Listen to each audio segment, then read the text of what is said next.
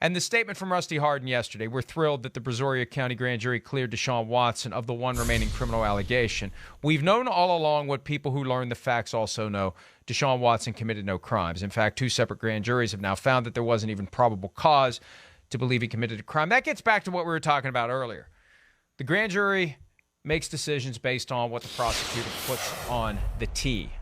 And the prosecutor has incredibly broad leeway to decide what will and won't be presented and how it will and won't be presented to a grand jury. So it's possible that even if the worst of the allegations are accurate, it technically doesn't become a crime under the laws of the state of Texas.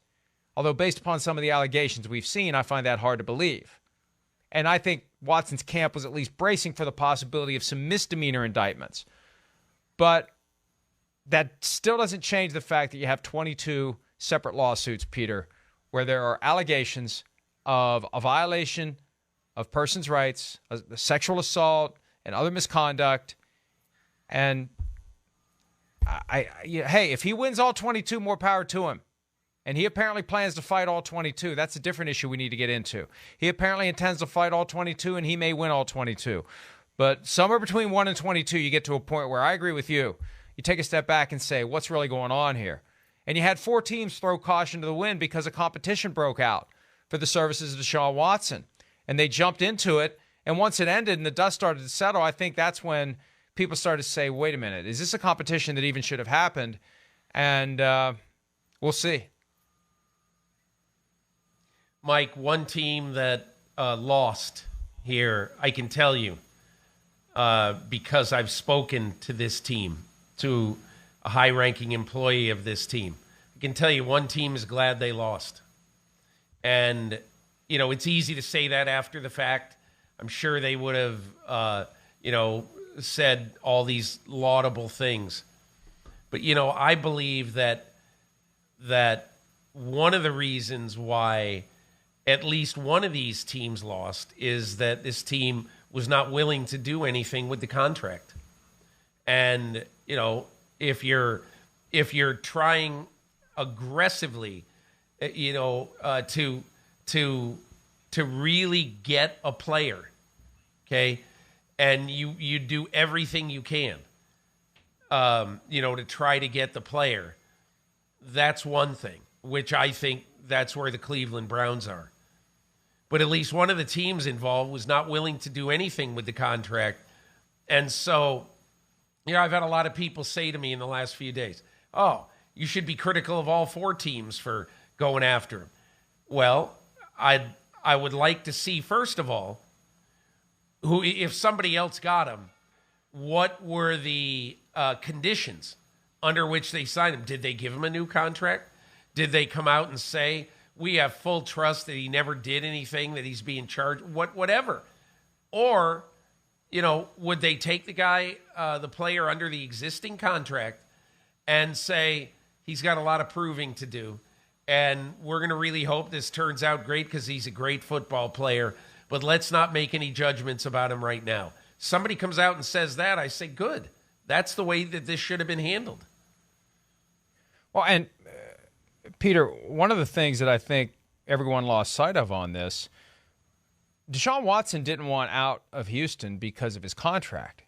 4 months before he started campaigning for a trade, he signed a $40 million per year contract. He was due to make $35 million fully guaranteed this season. He had a $17 million roster bonus due next March that became fully guaranteed in late March.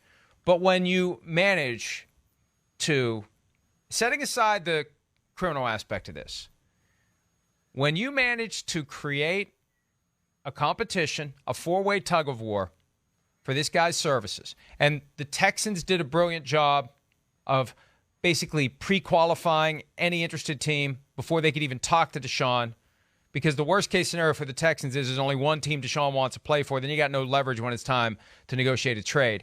You had 4 teams that satisfied your minimum expectations, and they battled it out to get Deshaun Watson. And Jimmy Haslam decided, I have to have this guy, and how am I going to do it? I'm going to give him $46 million a year, fully guaranteed for 5 years. And fine, that's fine. But you know what? There's a chance you're going to be paying him all that money this year and he's not going to play at all because he's going to fight these cases and they're not going to be resolved. And someone who has kept his mouth shut for a year and may keep it shut for several more months because the league has learned don't do anything until you have to. Possibility of paid leave is still out there, Peter.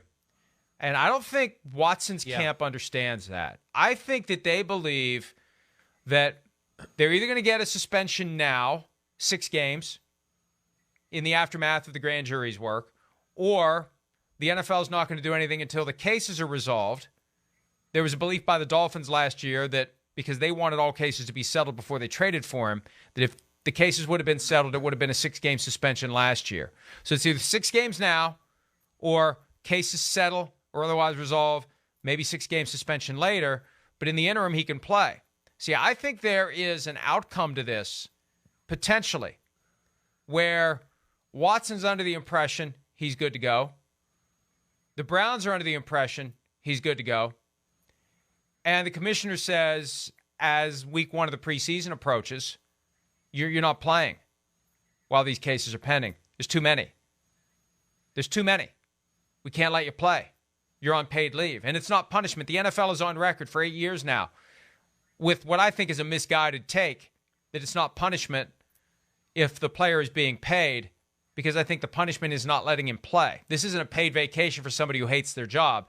This is paid leave while you're prevented from doing the thing you love to do and the thing you want to do, which is play football. But they'll do it. They won't hesitate to do it because they don't want the 2022 season to be undermined by every Cleveland Browns game being presented with the broadcast partners having to point out that that guy out there playing quarterback for the Browns has 22 civil lawsuits alleging sexual misconduct pending against him.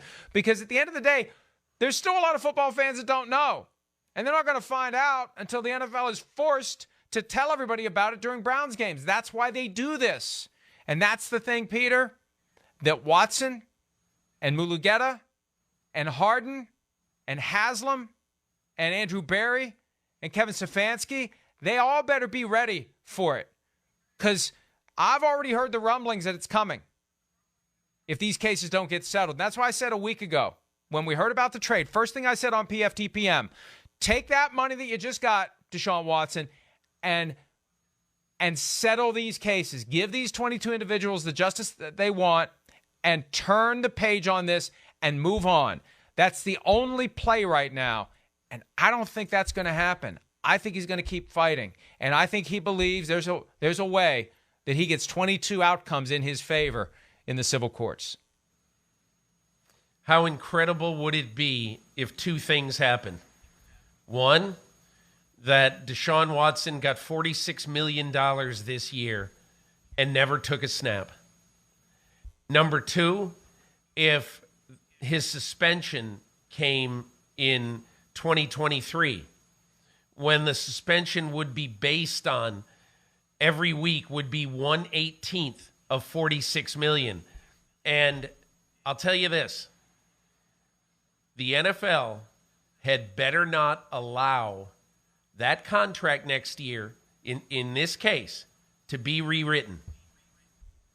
The NFL had better adjudicate this based on the fact that if he does get suspended next year, he gets suspended based on his salary of $46 million, not some phony $1 million salary that that Haslam or the Browns, I shouldn't say but it's possible that they would try to do that to help out Deshaun Watson. So both of those would be incredible. Either one of them would be incredible. Both would be the kind of double whammy that would show what a huge mistake this contract at this time.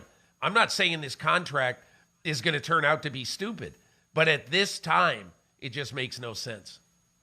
There's another approach that the NFL could take. They could impose a suspension based upon what they currently know, the behavior that currently happened. And I know people say, well, how can you suspend him if he wasn't charged with a crime? Go back and study the Ben Roethlisberger case. And frankly, the letter that was sent by the commissioner to Roethlisberger in 2010, you can take chunks of that and say that applies directly to Deshaun Watson. It's behaviors that require an intervention. There's been an admission by Rusty Hardin that these massages that he actively sought out, that Watson actively sought out on social media, at times became voluntarily sexual encounters. So the commissioner could very easily say there's something here that requires therapy and counseling and absence from the game. They could do that while the cases play out and reserve the right to suspend him even more if they choose once the cases play out. But you still have a window of Deshaun Watson playing in 2022 where these cases are still pending. I just think he needs to settle the cases. And Peter, when Tom Brady was facing his 4-game Deflategate suspension, the Patriots did exactly the thing that you said the Browns shouldn't be allowed to do next year. They already did it this year on the way in the door with a ridiculously low salary that minimizes the impact of a suspension. But Tom Brady's contract was reworked and his salary plummeted, and it minimized the impact of his suspension. The NFL has allowed that loophole to exist in plain sight, and multiple players have taken advantage of it. And the Browns would say next year, we're doing this for cap reasons. We're doing it for cap reasons. And it doesn't matter what they say. The league has allowed it. Maybe instead of plugging this goofy loophole that they want to plug, that a team that's not in the playoffs, if it cuts a player, a playoff team can't sign him, and that's something that rarely happens. Maybe this is the loophole they should plug. Maybe the suspension should just be based on the cap number. The money that you lose isn't your game check. You have to forfeit the cap number that applies to that game, the proration of the signing bonus. Everything, because the cap number is always larger, and when you do that signing bonus, that's what, when you extend it, that's what happens. Your salary's low, but your cap number is higher. There's got to be another way, is my point, to prevent what you rightfully are pointing out, that it's too easy and it's too simple if he's suspended next year for the Browns to dramatically reduce what the financial exposure would be for Deshaun Watson. You know, the last thing I'll say about this is that it's just the sad part of this, and I've heard from several to many Browns fans who are disgusted with what happened. But the other part of it that is probably, more, as disgusting or more so, is the amount of money that, and we'll see how it ends up playing out. But he's already made all of his money in 2021 for not playing football. And we'll see how much money he's going to make in the future, again, for not playing football, if indeed he is either put on the commissioner's exempt list or when any suspension does come down. But, he will make potentially, if you judge it really on total compensation for that year, I mean, who knows how much money he'll be making, 20, 30, maybe even $40 million, to not play football. And it's just, the whole thing is the biggest tail wagging the dog thing I've ever seen since in the years I've covered the NFL. Hi, I'm Mike Tirico, and thanks for watching. Make sure to hit subscribe for the latest news and highlights from NBC Sports.